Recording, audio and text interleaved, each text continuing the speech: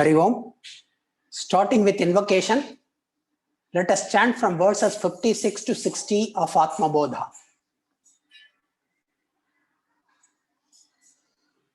Om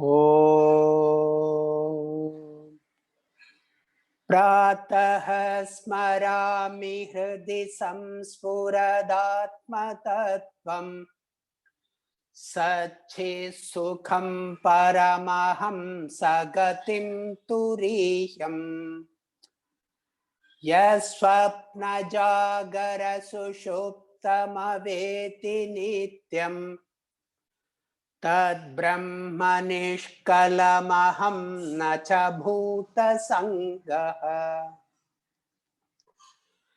Terya Gurdhvamadha Purnam Satchidanandamadvayam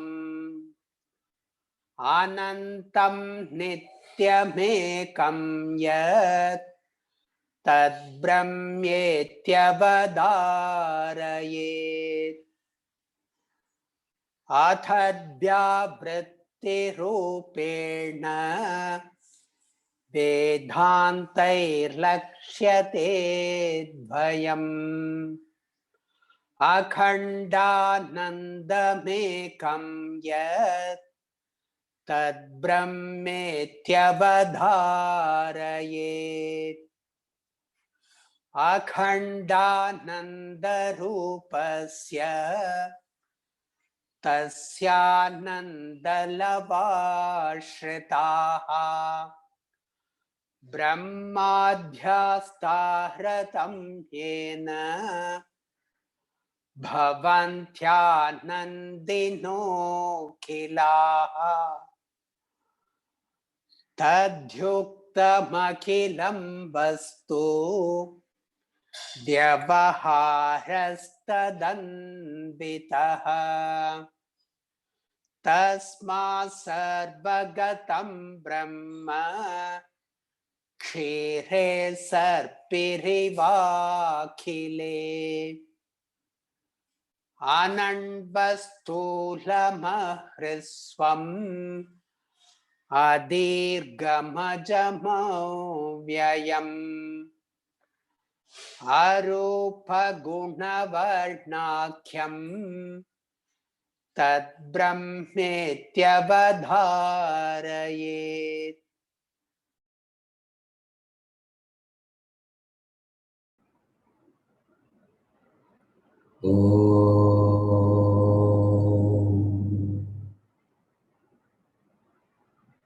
Pratasmarami hridi samspuradatmatattvam Satchit sukham paramaham sagatim turiyam Yat swapna jagara sushuptamaveti nityam Tad brahma nishkalamaham nacha bhuta sangaha.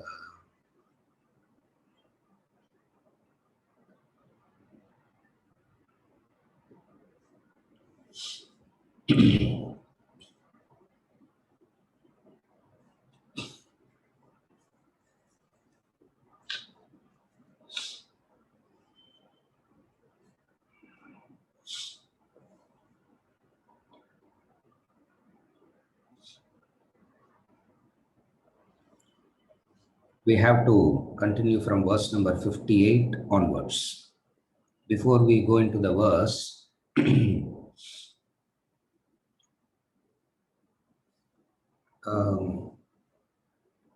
a small note on the analytical methods of Vedanta. Before we go into that verse, we will see that, and then if you go into the verse, it becomes easy to follow.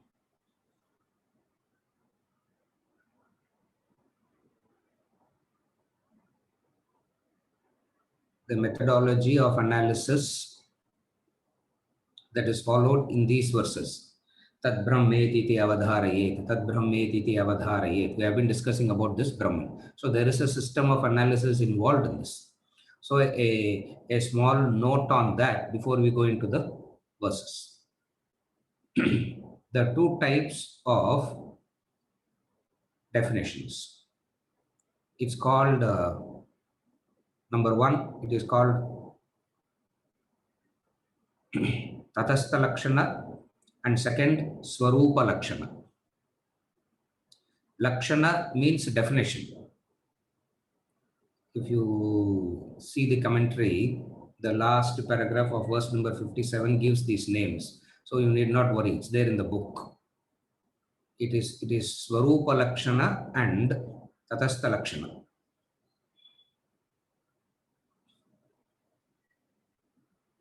Lakshana means definition.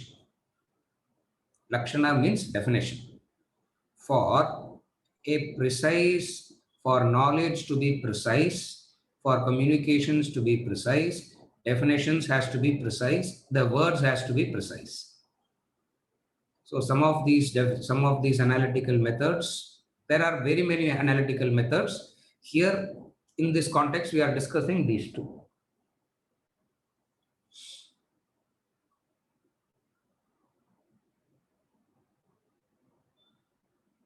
When we study physics, the 9th class, 10th class, when we study physics, when we study mathematics, they do this. It's a methodology adopted. If you see carefully, first we will be studying the scientist's Rutherford's model on atomic physics, atoms. First we will be studying that. And then the next lesson will be on the Bohr's model of atomic physics. And when we study the Bohr's model says how Rutherford is wrong. Now, why not study Bohr directly? Why do we have to study this fellow and then go to that fellow? Why can't we go and study him directly? This is the progressive method of learning.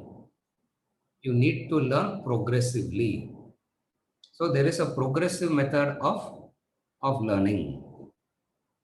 That progressive method of learning is what is followed in the Vedas, the Upanishads, and they have defined it very clearly as Tatastha Lakshana and Swarupa Lakshana.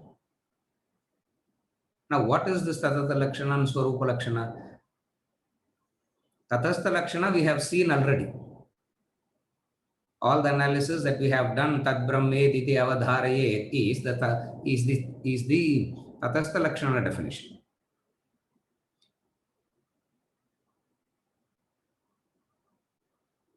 This is Rama's house. How do we find out Rama's house? All identical row of houses. All identical row of houses, no way that you can figure out. No numbers, no nothing. Just identical row of houses. So you ask, how do we find out Rama's house? You say the crow sitting there. You see the crow sitting there. That crow that is sitting there is Rama's house. So a temporary, non-permanent, moving thing is used to define something that is permanent. It is called Tatastha Lakshana. Swarupa Lakshana takes it to the next level. Swarupa Lakshana is the intrinsic nature of anything. Tatastha Lakshana defines it from one angle. Swarupa Lakshana defines it from another angle. Now, what is Swarupa Lakshana? Swarupa Lakshana talks about it as something that is intrinsic.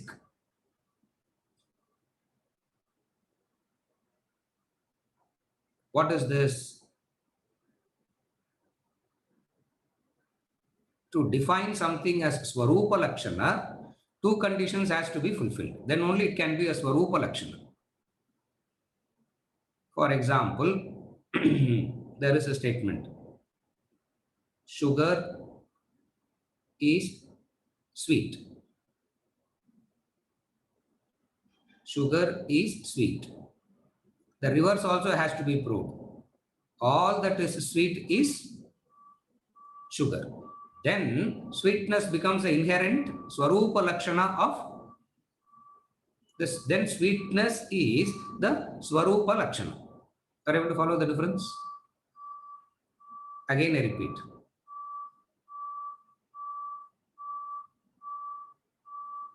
Sugar is is sweet. Sometimes you can get something, sometimes you will get something which may be, you know, what is that, saccharine or something and all that, which is not sugar, but has sweet. But has sweet. So what is the Swarupa Lakshana? Swarupa Lakshana means the converse also has to be true. Then only it can be called as Swarupa Lakshana. The Mahavakyas and Tat Brahmediti Avadarayet is the Swarupa Lakshana. Tatastha Lakshana is the indicative definitions and the Swarupa Lakshana is intrinsic. When we say intrinsic means it is it caters to the advanced seekers. It caters to the advanced seekers. Like in the Bhagavad Gita, he follows the tradition of the Upanishads. The Upanishad says, Brahman is the cause for the world. Brahman is that which creates the world, maintains the world, and destroys it. There is an understanding. And immediately what it says, very beautiful in the Bhagavad Gita, he says, I am the cause for this universe. And then he says, no, no, no. I am not the cause. Brahma is the creator. The third step, I have nothing to do with Brahma nor creation. In the same verse, he talks all the three. Aham bija pradapita, he says. First he says, I am the karta. Then he says, I am the bija. I am Brahma is the creator. I am only the seed-giving father. The third stage, he says, I have nothing to do with. I have nothing to, there is no seed that is given, there is no Brahma that is there. This way of defining is called Swarupa Lakshana. This way of making the analysis is called Swarupa Lakshana. In Swarupa Lakshana, it has to be more, Tatastha Lakshana can be more broad, can be more general. Swarupa Lakshana has to be precise and clear. The Mahavakyas is all Swarupa Lakshana, for they are all very, very precise. Prajnanam Brahma. What is Brahman? Creator, destroyer, creator, maintainer, destroyer. I am only an enlivener. I am only an enlivener. Now these are all, these kind of definitions and all is Tatastha Lakshana. What is Swarupa Lakshana? Prajnanam Brahma. Consciousness is Brahman. That is Swarupa Lakshana. Same Brahman is defined in the Tatastha Lakshana way, and the same Brahman is defined in the Swarupa Lakshana. And what is the Swarupa Lakshana way? Prajnanam Brahma. Prajnanam Brahma. Why? Because consciousness is Brahman. Consciousness is Brahman. Wherever you see, whatever you see, there is this consciousness. So that is stage number one. Stage number two is what? Consciousness exists all by itself also without any of these. It means consciousness is the Swarupa Lakshana of Brahman. Brahman is creator. Brahman is the creator, maintainer, destroyer of the world, is not the Swarupa Lakshana of Brahman. Why? Because if there is no world, Brahman also has no. If there is no world, God also has no. God also has no role. No. That is Tatastha Lakshana. Then comes the Swarupa Lakshana. This a few.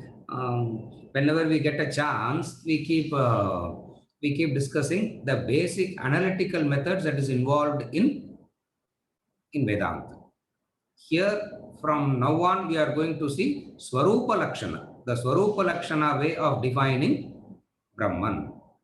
Tad Brahmediti Avadharayet. He's saying that. When he's saying that, first they talk about the Tatastha Lakshana, and now, from now on, we are going to see the Swarupa Lakshana. And if these words are confusing, don't worry about these words. Don't bother. These are all not something which is these words doesn't mean this Tatastha Lakshana, Swarupa Lakshana and all just showing off all of that. Doesn't mean anything. We have studied it already. We have gone through that already any number of times without mentioning the name. Now the names are there. So using the definitions, we precisely understand how it is used. That's all. So Swarupa Lakshana means an intrinsic nature.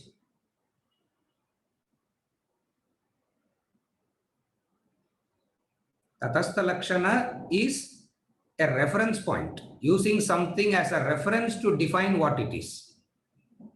Swarupa Lakshana is that which is intrinsic to it.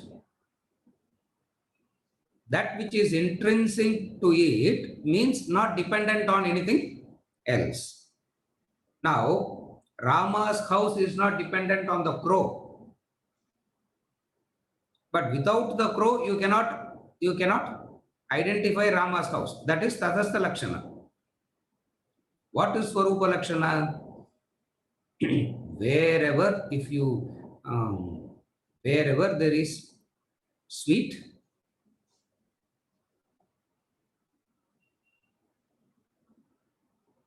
wherever there is sugar, there is sweet. All that is sweet has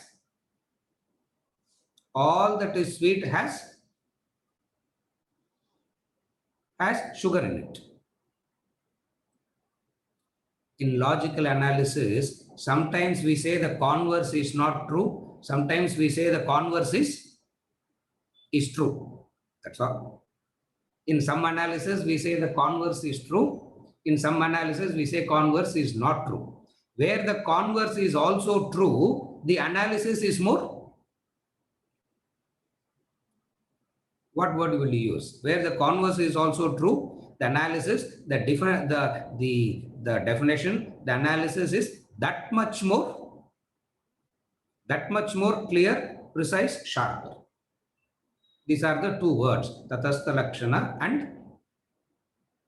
and Swarupa Lakshana.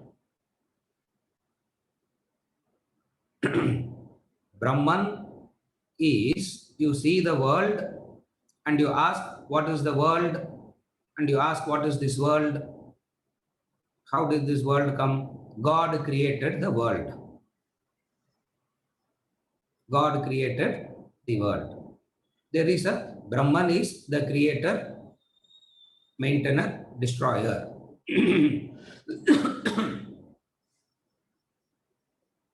Then he says, no. I am only the...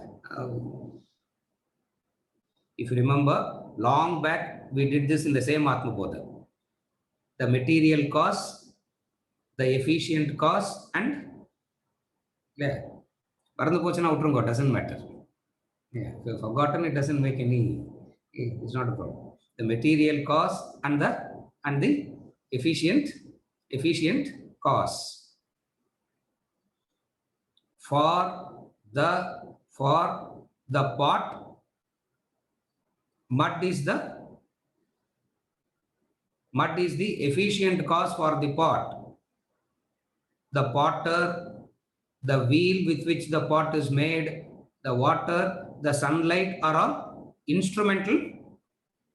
Material cause, efficient cause, instrumental cause. If you remember, creation means it has a material cause, efficient cause, instrumental cause. We have seen that. And how did we understand that? With the example of the pot and the clay. Clay pot is made up of clay. Wherever clay is, it will not convert itself into pot. Wherever clay is, it will not turn itself into pot, no. Therefore, pot, clay is the material cause. The potter is the efficient cause. What is the instrumental cause? The wheel, the stamba, the wheel, the stick that he uses to, all these are instrumental causes. So for every creation, for something to be created, you need a material cause, you need an efficient cause, you need an instrumental cause. That is one way of analyzing. And then we come on to say, there is no, then we come on to say, no, you cannot create, for the creation of the world, Brahman is the material cause, Brahman is the efficient cause, Brahman is the instrumental cause. I'm not starting that analysis again. I remember I spent almost one entire session on this, just clay and pot only. Yeah, just this pot, just this clay and pot, and we did this. That is one method. That is one way of analysis. Now it is another way, and then in some other class we saw the analytical method of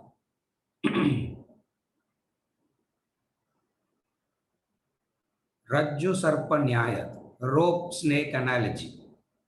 And if you remember, we did some analysis at that point of time. Also, we saw some analytical methods of Vedanta. Now we are using the Tatastha Lakshana and Swarupa Lakshana method. So right through this text, we have been using very many methods, and wherever the context requires, the actual definition in which it is used is also explained. So he says, self is indicated by an indirect method and direct method. Indirect method is Tatastha Lakshana, direct method is Swarupa Lakshana. And then finally he will say, Brahman cannot be defined either by Tatastha Lakshana or Swarupa or Swarupa Lakshana. For both are made up of words. Tatastha Lakshana, Swarupa Lakshana, both are made up of words, and words cannot convey Brahman. That is Anirvachaniya. He will take it to that level of understanding. With this words on this Tatastha Lakshana, Swarupa Lakshana, we read verse number 58. Verse number 58, Padi. Akhandananda rupasya tasyanandalavarshitaha brahmadhyastaratam yena bhavantyanandino khilaha. Akhandananda rupasya tasyanandalavarshitaha brahmadhyastaratam yena bhavantyanandino khilaha. Brahma and all others enjoy in proportion only an iota of that unbroken bliss. Brahma and all others enjoy in proportion only an iota of that unbroken bliss.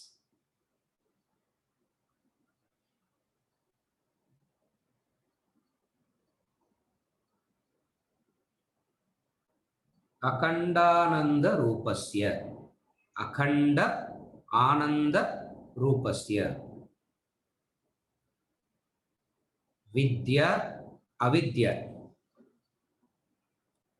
We have seen this. Jnanam, ajnanam.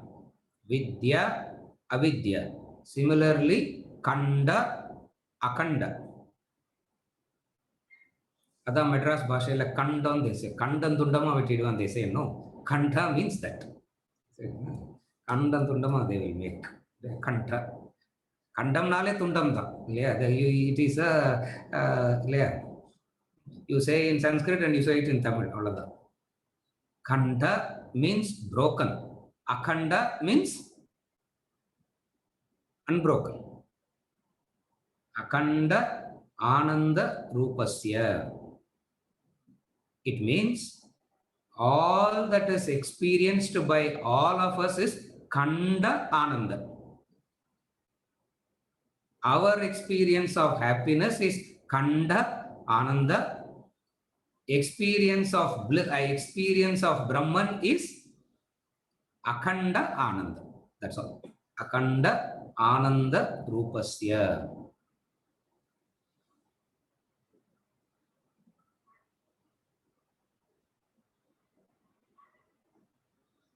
A quantitative and qualitative analysis.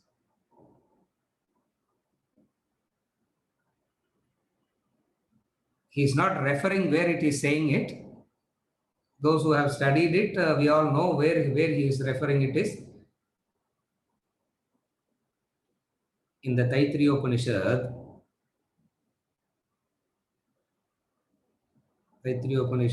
reference for whenever you whenever at some point of time when we are ready to study all that, you can refer.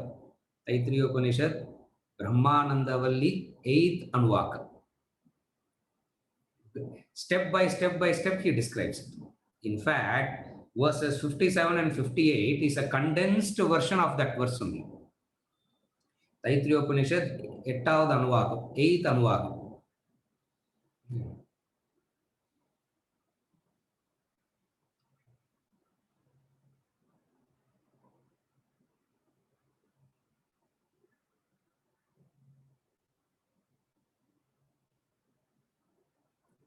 Eighth Anuvagam, suddenly our IT commissioner will not know. From the beginning, if you say, she will remember.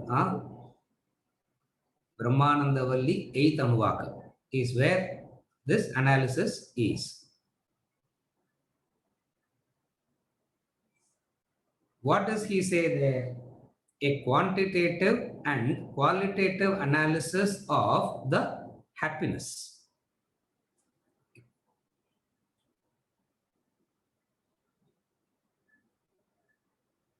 And Brahmanandavalli, 8th Anuvaka says this. Suppose it starts like this. This is the inquiry about the Brahma Rasa, Brahmananda Rasa. This is how it starts.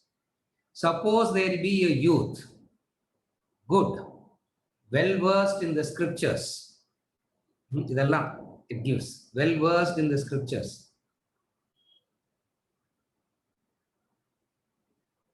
Well disciplined, resolute, very strong. To him belongs all this earth full of wealth. This is one unit of human bliss. This is one unit. This is Taittiriya Upanishad. This is one unit of human bliss. Multiplied 100 times is the bliss of Gandharvas.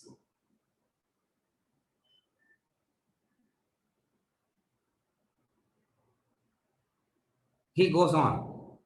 He goes on and on and on. Multiply, and that is one unit. And that is 100 times. And that is 100 times. That is 100 times. And then finally, Brahma.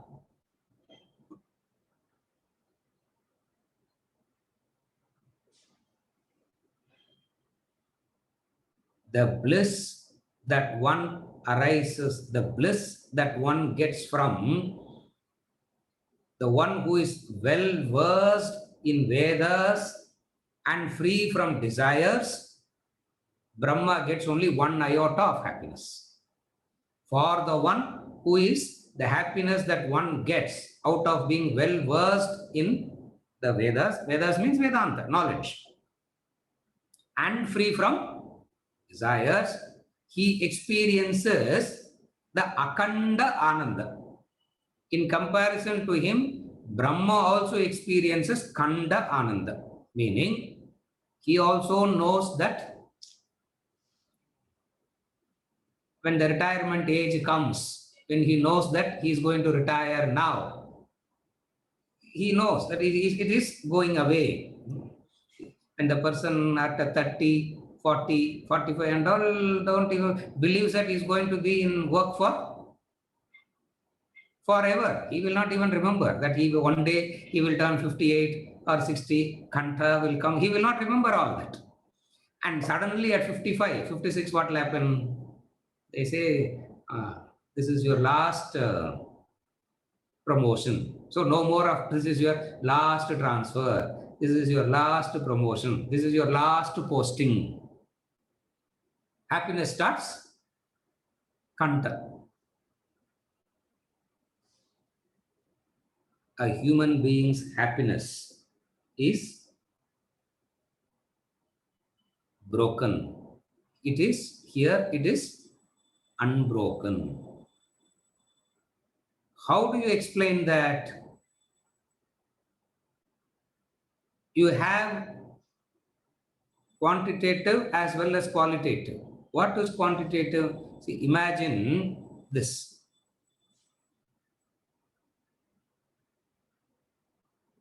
Quantitative means wealth, health,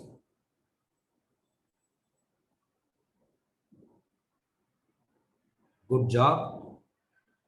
Of the 10 things, your happiness is kanta, broken by these 10. Quantity. Sometimes what will happen? Job will be there, but health will not be there. Health may be there, but something else may not be there. You may get a good job, you may get a good boss, but family keeps troubling all the time.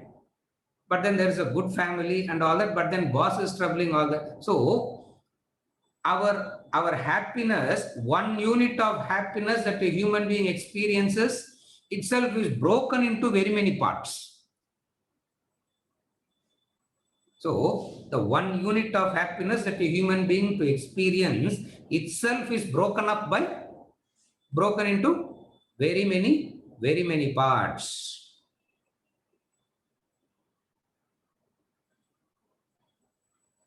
And if you go into, which I'm not going to go into that because that's not the subject matter here. I'm not going to get into that analysis now. Yeah. If you go into that deeper and deeper analysis, you find that even the Kanda Ananda that we are talking about is also very illusory only. But still we experience some happiness. Imagine all the right thing, the best things a person has in the world. What happiness he would be getting?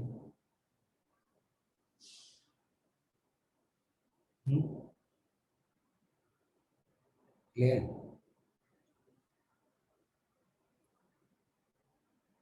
Good family, good father, good mother, good brother, good sister, good job.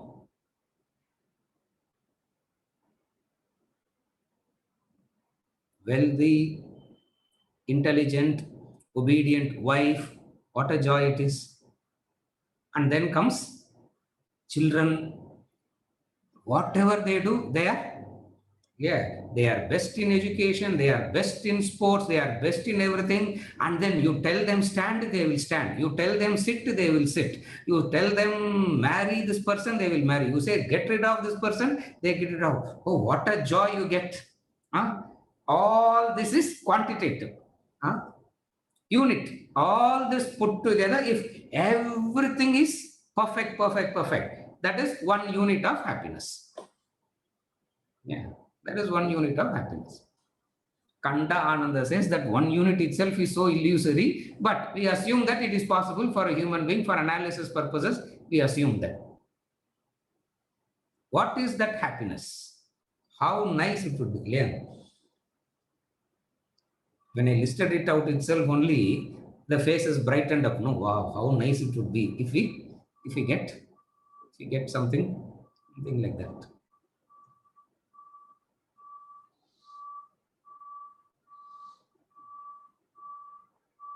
That is one unit of happiness in the world. And then there are higher realms, symbolically, not literally, higher realms. And then comes the Gandharvas.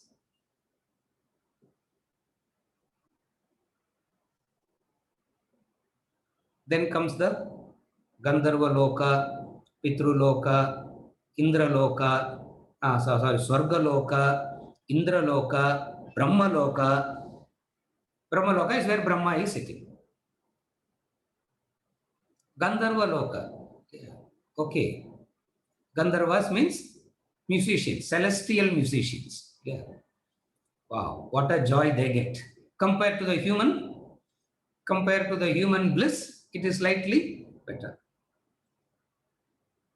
The Pitru Loka. Don't take all this literally, yeah? Higher realms of higher quality life. What it means is from the base materialistic thing, the quality of life goes on increasing. When the quality of life goes on increasing, the quality of happiness that you get also is increasing, and the highest level that you can get in the world is the position of Brahma Loka.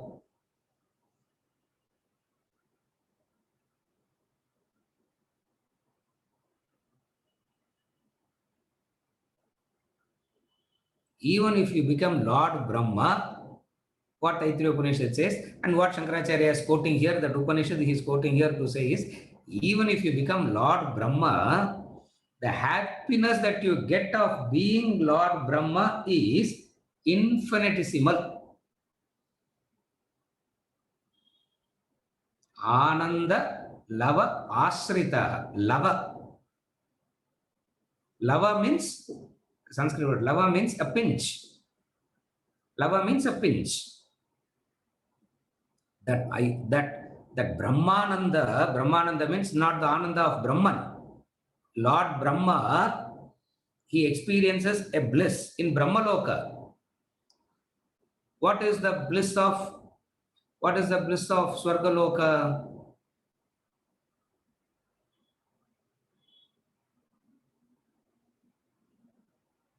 For a long period of time, you will be a youth only. You will not get old at all in heaven. You will not get old at all. Imagine you are always 16. For a long period of time, you will be 16. And in the world, if rivers flow with water, in the world, Ganges, yeah, flow with water. In Swarga, the river will be full of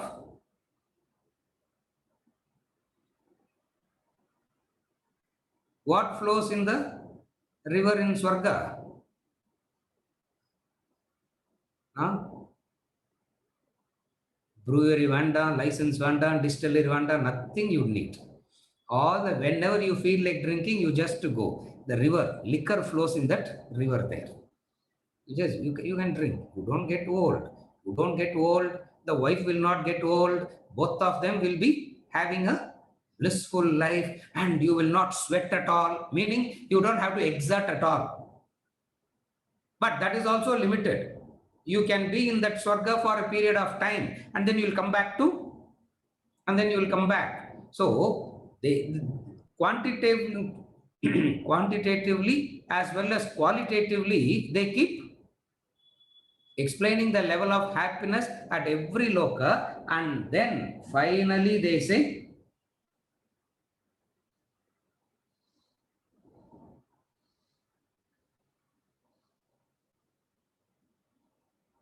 when they say, this is nothing compared to the Ananda of Brahman. You get some indication. And if you get some indication, what is the assumption here? You will be motivated to seek that. That's all.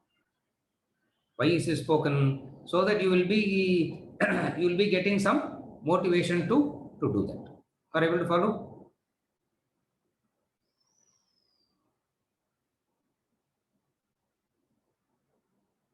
The bliss of Brahman is direct. The bliss of world is indirect, reflected.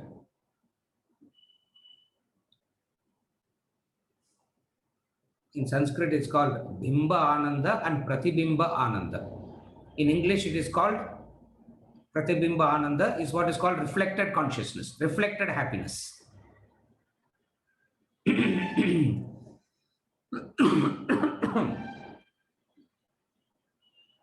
All the happiness of the world is reflection.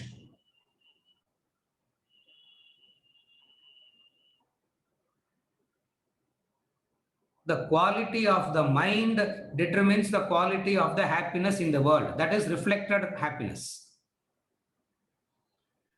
The quality of the mind determines the quality of the happiness in the world, which is reflected by nature, which is reflected happiness. Meaning, tamasic quality, what happens? Happiness itself is of that nature. Rajasic quality, the happiness itself is of that nature.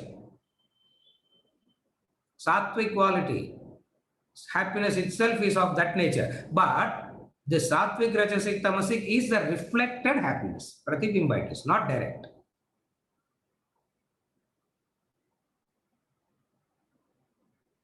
And what is this pure happiness? No gradation, doesn't fluctuate, it neither increases nor decreases. That is the pure, the original.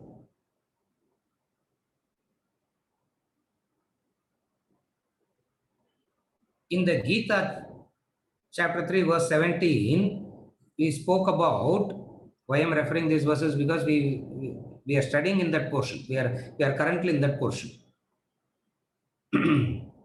Chapter 3, verse 17, he says, Yasvatma ratireva, one who is satisfied in the self, one who is satisfied by the self, who is content in the self alone, for him there is nothing to be done. For him there is nothing to be done. Meaning, he has reached a state of Akanda Ananda, unbroken happiness. This Akanda Ananda is the Swarupa Lakshana of Brahman. This Akanda Ananda is the Swarupa Lakshana. That's the connection. What is Akanda Ananda? Swarupa Lakshana.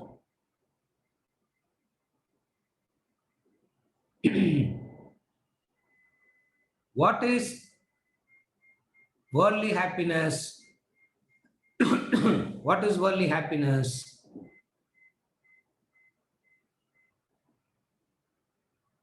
That formula you should remember. What is worldly happiness?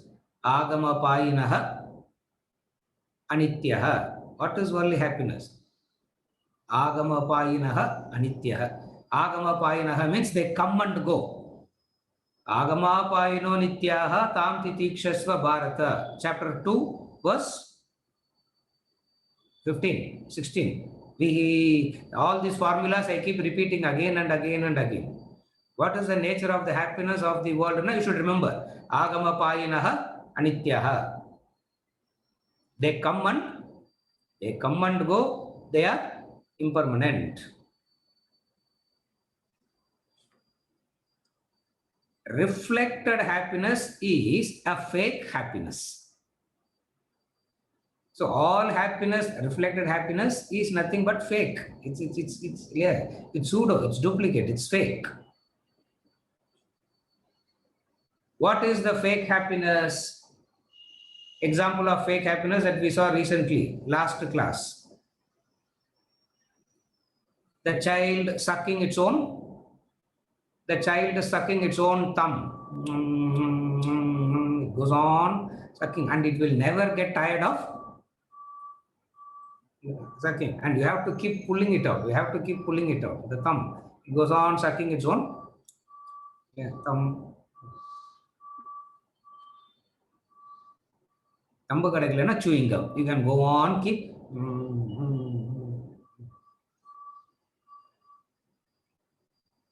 It is reflected fake happiness. Fake happiness. Subject to loss. Your well-being cannot be dependent on this reflected happiness. So, what you should be focusing on, Akandananda Rupasya is the Swarupa Lakshana. Akandananda Rupasya. Akanda Ananda, not Rupasya. Akandananda is the Swarupa Lakshana definition of Brahman.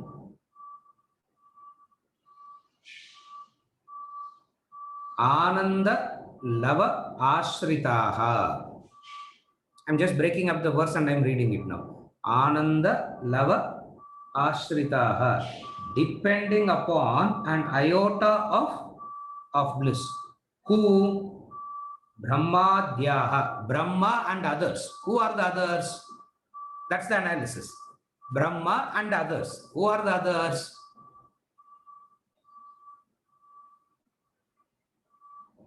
Human, Gandharva, human, Gandharva, Pitru, Deva, Indra, Brahma. Again, the list. Grades of life, that's all. Human, Gandharva, Pitru, Deva, and then Lord of the Devas, Indra, the fifth. Then comes the sixth, Brahma. Brahma and others is the reference to this list. Brahma and others is a reference to this list.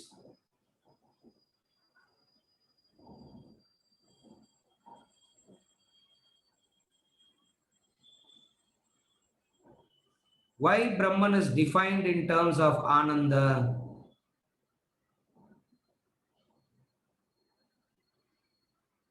The human being can relate only in terms of anything defined in terms of Ananda. Human being can relate. That's why.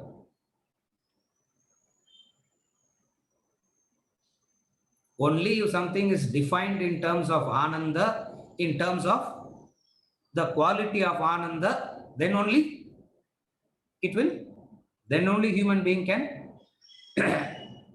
relate.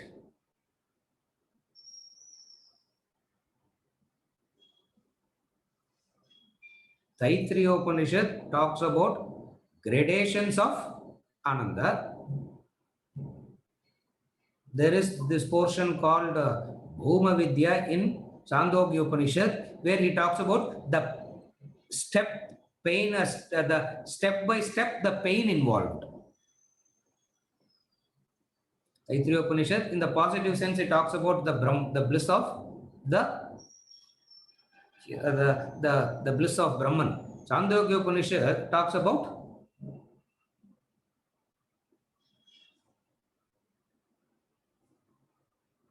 Sanat Kumara tells Narada, the conversation between Sanat Kumara and Narada.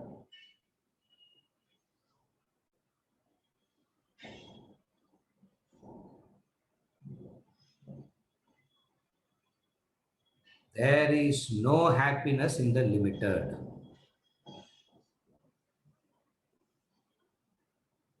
There is no happiness in the limited.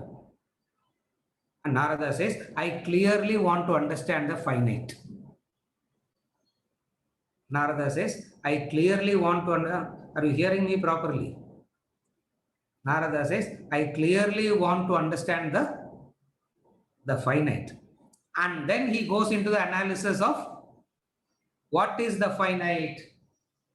Anything that is kanta will be in pain. Anything kanta will give pain. Anything that is akhanda is of no pain. So Taittiriya Upanishad talks about akhanda as bliss. Chandogya Upanishad talks about kanta is pain. Other than Brahman, everything else is finite. broken. Anything that is finite, broken. What is the Swarupa Lakshana of anything that is broken? What is the Swarupa Lakshana of anything that is finite? The Swarupa Lakshana of anything that is finite is, you must simply say, the Swarupa Lakshana of anything that is finite, the Swarupa Lakshana of all that is finite is what?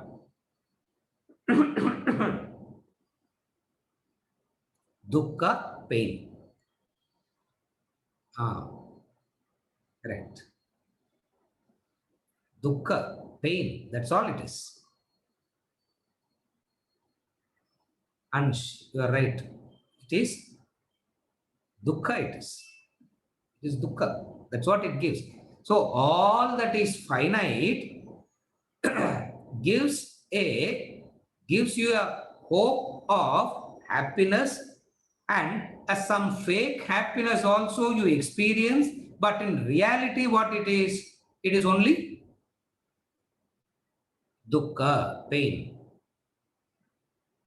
But sir, this is very pessimistic, sir. You can't, you should not make it so, you should not make it look so pessimistic.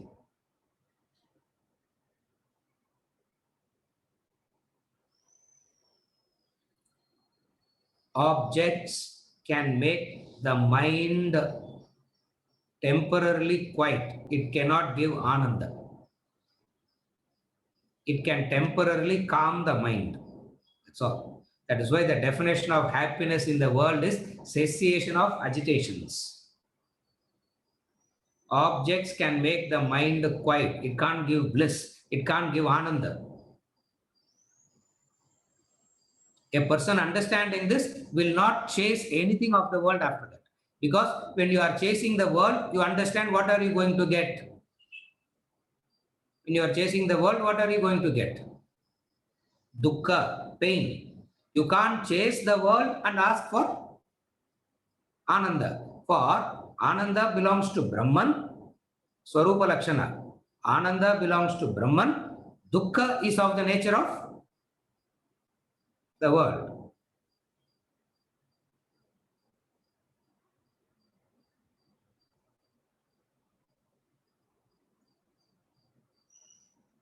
Only source of Ananda is Brahman. The only source of Ananda is Brahman.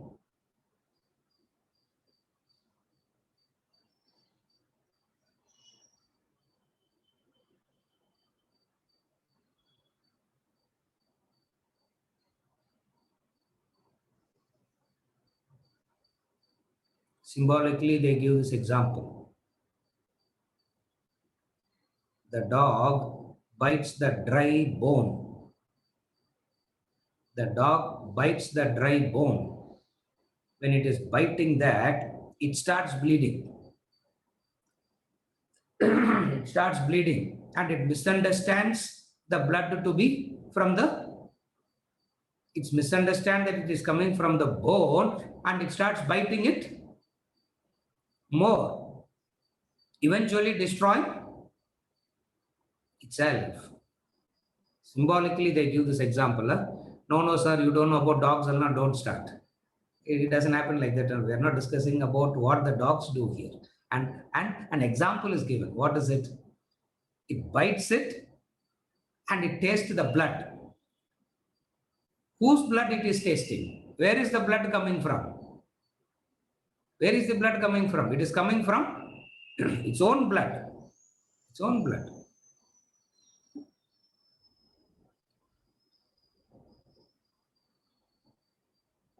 Some of these animals eat,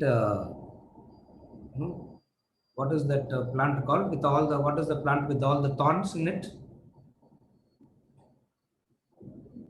The plant with the thorns all over, it has thorns. Cactus. Which animal eats cactus? It eats the cactus. It eats the cactus. Camels. Desert la, since she's in desert, she knows.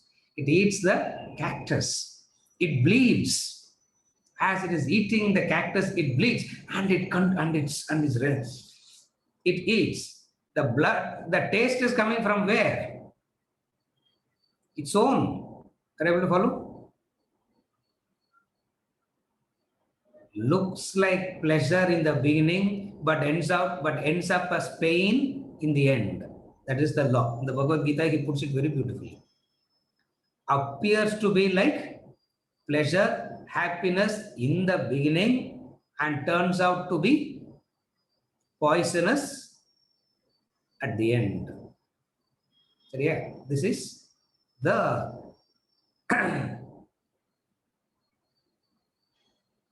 Ananda Lava Asritaha Taratamyena. Taratam, clear? This Taratamyena தான் தமிழ்ல தராதரம் பார்க்கணும்னு சொல்லுவாங்க. Clear? Taratamyena. Taratamya means weighing it. Weighing it. Weighing it means analyzing it proportionately. Weighing it means analyzing it proportionately. That's what he calls as the quantitative and qualitative analysis of the bliss of Brahman.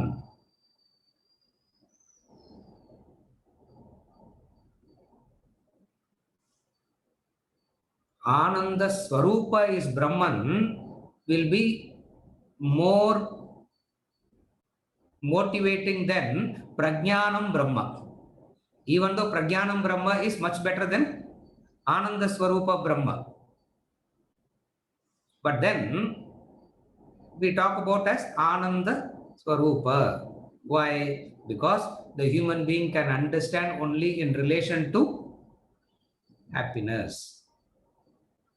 The wrong notion. What is the wrong notion? Movie gives happiness. Music gives happiness. Dance gives happiness. Sir, your Vedanta class also gives happiness.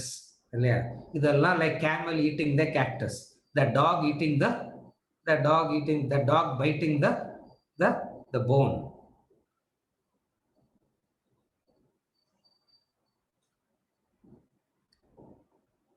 Bliss, you are already. This objects doesn't give bliss. Whatsoever bliss you have already, it reflects. So objects of the world doesn't generate any new additional fresh Ananda. Again repeat. The objects of the world doesn't generate, add, give any fresh Ananda. It only reflects the Ananda that your Swarupa. That's what it means. But then the mind believes that it gives. What does the mind believe out of ignorance? The mind misunderstands. The mind believes that it gives Ananda. It can add up to Ananda. It doesn't give Ananda. It doesn't add up to your Ananda. It is not anything of that sort. It is only what? In the world, the human being misunderstands. In the world, he gets happiness by worldly objects. Indra misunderstands that in Indra Loka, happiness is get from heavenly objects. Brahma misunderstands, Lord Brahma misunderstands that the happiness that he gets is from Brahma Loka. Right through, happiness belongs only to, right through what do you understand? Happiness belongs only to Brahman, and wherever happiness, Ananda is experienced, it is only a reflection of, it's only a reflection. Why? Because the Swarupa of finite is what? The Swarupa of finite is? The Swarupa of finite is Dukkha. That is already established clearly. Then, what are you experiencing bliss as? Then what are you experiencing Ananda as? It's reflected. It's reflected. It's reflected light. It's reflected happiness. Brahma, the bliss of self-realization is Bimbananda, all worldly happiness, including Brahmaloka, is Pratibimba Ananda. Pratibimba Ananda means reflected happiness. Out of ignorance, you believe that happiness comes from the objects of that loka. And also we have understood the happiness that you experience is not of the object, but of the quality of the mind. From another angle also we have seen. It is not of the object, it is of the quality of the mind. Same object, tamasic mind, rajasic mind, sattvic mind. What happens? Same object, same human being. Tamasic mind, rajasic mind, sattvic mind.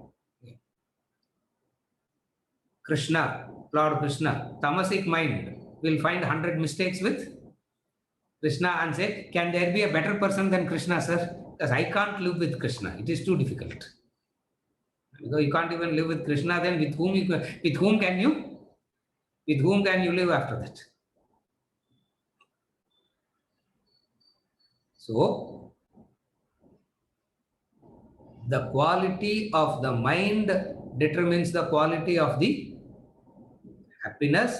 But the best happiness that you experience in the world is where mind is not present at all. When the mind is present, there is a happiness you experience.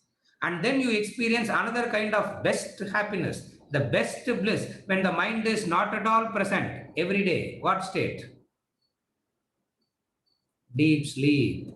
That's why it's called Ananda Maya Kosha. Yeah. That state of deep sleep is called Ananda Maya Kosha. Why? Because in that, nothing other than Ananda in that. Why there is nothing other than Ananda in that? Because mind is completely absent. Tamasic mind, one way. Rajasic mind, another type. Sattvic mind, another type. No mind, another type. But this deep sleep state, Anandamaya Kosha also is Kanta. Anandamaya Kosha is also is Kanta only. Why? Because the pressure of vasanas will make you to come out of that state. Pressure of vasanas will wake you up. The thoughts will wake you up.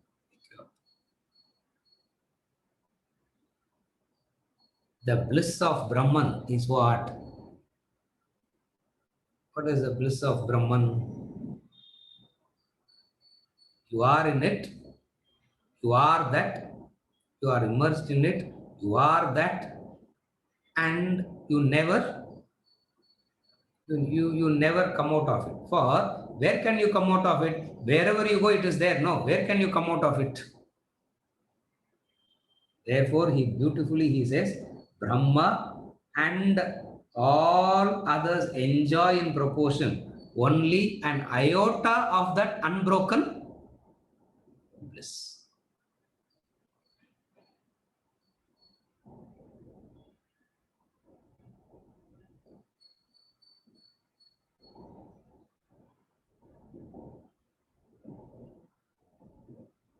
The senses contact the sense objects experiencing happiness. Correct? Worldly level. The senses contact the sense objects experiencing happiness. For the senses to contact the sense objects and experience happiness, the contact should be driven by unhappiness. Appada you will experience happiness. If there is no prior state of unhappiness, the senses contacting the sense objects will not give happiness if it is not driven by unhappiness. Are you able to follow from this angle now? The senses contacting the sense objects gives happiness when the contact itself is driven by a sense of unhappiness. So unhappiness is a prerequisite for happiness. Correct? Unhappiness is a prerequisite for happiness. It means what? What is for you to more happiness if you want? What you should experience? No, sir. This is not right. First step, what you said is right, but second step is not right. What is the first step? Huh? Senses contacting the sense objects gives happiness, sir. Where is the problem? No. Senses contacting the sense objects per se will not give happiness. The senses contacting the sense objects driven by unhappiness, frustration, agony, pain. So the contact reduces it, you find happiness. Now, if you have to increase the quality of your happiness, what should you do? Continue the same logic. What you should do? More agitated, more happiness. Maximum agitation, maximum happiness. Somewhere it looks fallacy. No, there is a fallacy in this. No, there is a fallacy. There is a fallacy in this. Somewhere there is a fallacy in this. What is the fallacy? Since your Swarupa is Ananda, you can never make an effort to get into Dukkha at all. You cannot make an effort to get into Dukkha. Why? Because your Swarupa is Ananda. Not knowing that your Swarupa is Ananda is the cause for Dukkha. Now, what is the cause for Dukkha now? Not knowing that your intrinsic nature, not knowing that your Swarupa is Ananda is the cause for Dukkha. To put it very simply, what is the cause for Dukkha? Venkatachalam. What is the cause for Dukkha? Ignorance is the cause. But how? Each and every verse he is coming back to the same point only. Each and every verse he comes back to the same point. Whether he is coming back to the same point or not, we keep coming back to that point. Because we are trying to brainwash, no? We are trying to brainwash, isn't it? How ignorance is the cause. Excellent. No?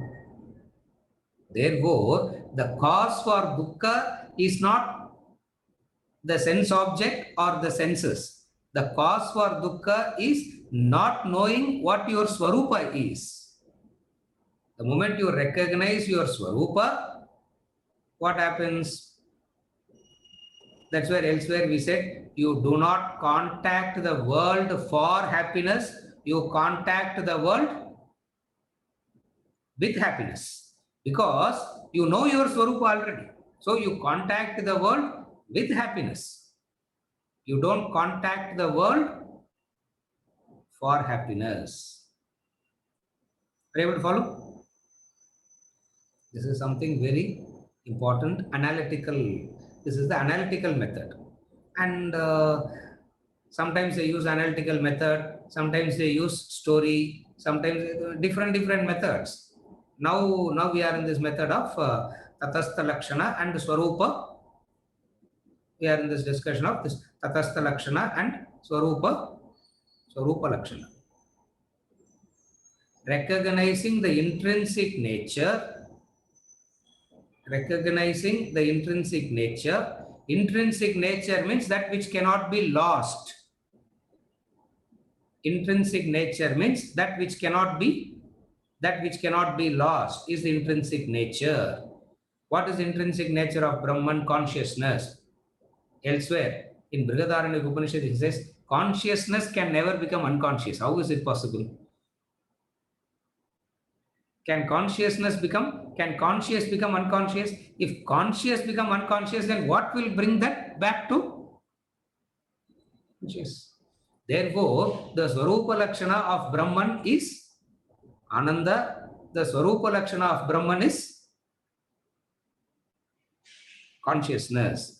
That is why the first Mahavakya itself is the most classic definition of Brahman. What is the first Mahavakya? Prajnanam Brahma. What is God? Consciousness is God. When that consciousness is Brahman is not understood, Swarupa will be spoken about. If Swarupa is also, Swarupa Ananda is not understood, he is the creator, protector, savior. He is the protector, he is the savior. All that will be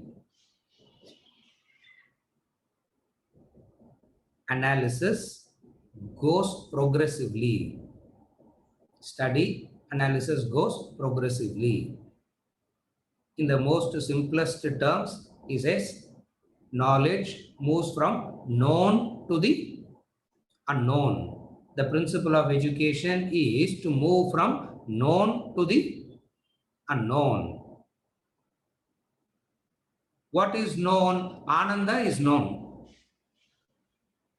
Ananda is known. That you are aware is known. Ananda is known.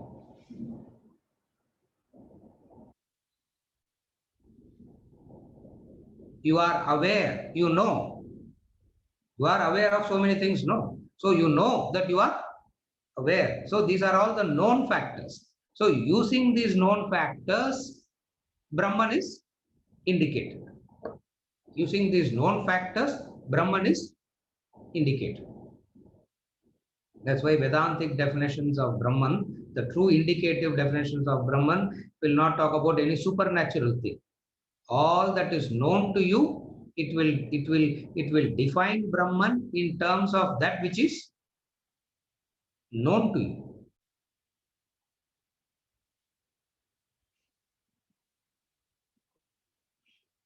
All this study, all this analysis is done for what? Is to develop this mumukshatva. That's why all this is done. For what? Not for intellectual delight. Very nice, sir. Very nice. So nice to hear. So nice to hear. And then go back and do something else. It is not for the. It is not for the delight. It is for developing what is known as mumukshatva. Mukshatva.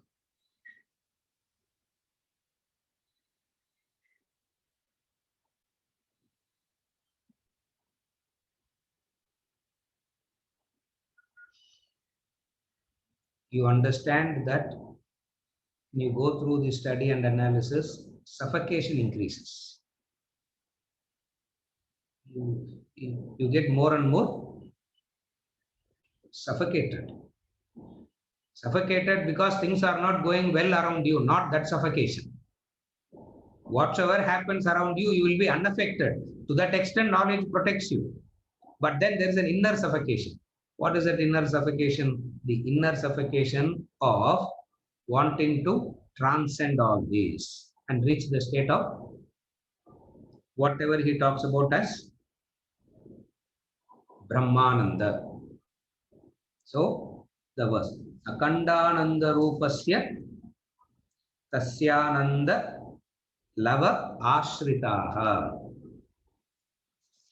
And then he goes to the comparative study. What is the comparative study? Brahmadhyaha Taratamyena. Brahmadhyaha Taratamyena Bhavanti Anandinaha.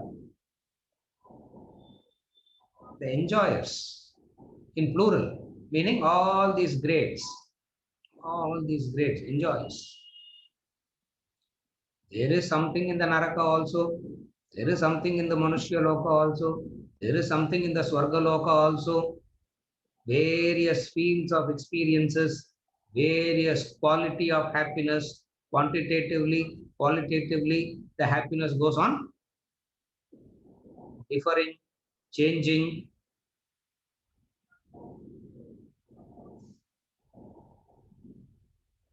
The nature of Brahman is Akanda Ananda. Akandananda Rupasya. So we understand it as, I'm just repeating again. We understand it as the Tatastha Lakshana and Swarupa Swarupa Lakshana. With this, verse number 58 is over. We continue with verse number 59 onwards in the next session. Is there anything, Venkat? I think Manohar and Prasad. Manohar, where is he?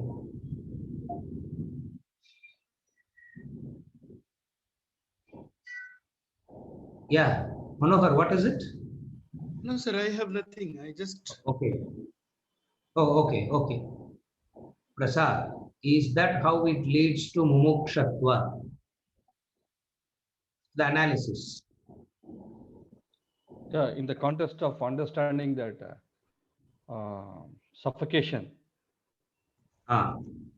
being happy and then something suffocation, and even Yes. Ultimately leads to mumukshatva. Yeah.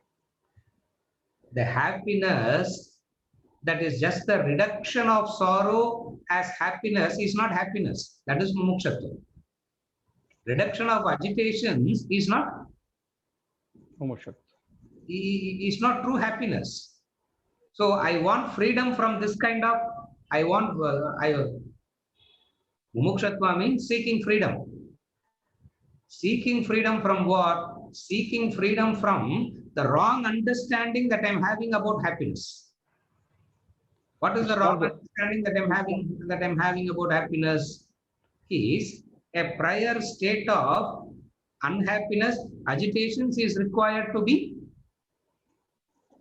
happy.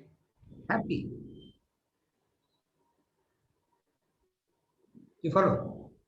Yes. That is analysis. So it's not mere suffering that leads to mumukshatva.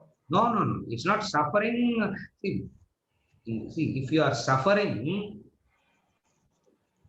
suffering will not lead to mukshatva. Suffering will only lead to a quick fix method to overcome the suffering.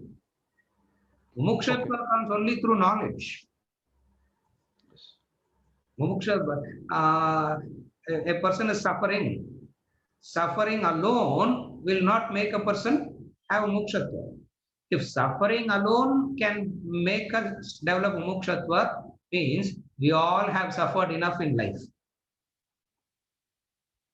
We all have suffered enough in life, and the suffering didn't develop any mukshatva. They say experience is the best teacher. No, experience doesn't teach you anything. Knowledge only teaches you. Through knowledge, if you don't know how to analyze and understand through your experience, experience cannot teach you anything. For we all have had enough experiences in life, and these experiences have not taught us anything. Why? We are going back to that same experience again and again and again. We are driven back to the same thing again and again. So, what is it that you learn from? You learn only through knowledge. What is the knowledge? Whatever we are studying, discussing. Is it okay, Prasad? Okay, sir. Okay. Yeah. So, just understand the suffering will not lead to mumukshatva. The knowledge that this is suffering only, and how much ever you do, it will end up in suffering only, is the knowledge that will lead you to mumukshatva. How much ever you rearrange things in the dark room, you will get hit again and again and again. So the knowledge of rearranging it in the dark room is futile. First bring in light. In the light, if rearrangement is required, I would rearrange. Wanting to bring in light is mumukshatva. There is the dark room. Keeping the darkness, I can rearrange the stuff, no? Another way is what? Instead of rearranging, let it be as it is. Let me first bring in light. After bringing in light, if I need to rearrange it, then I would still then I would rearrange it if it is required. That is mumuksha. In the dark, if I hit, that is suffering. So in the dark itself, I will try to readjust. Atma Bodha, he says, bring in light first, the light of knowledge. Light means the light of knowledge. Is it okay, Prasad? Yeah. Okay, thank you. Yeah, yeah. With this, we conclude for today, and we continue with verse number 50, 59 onwards in the next class.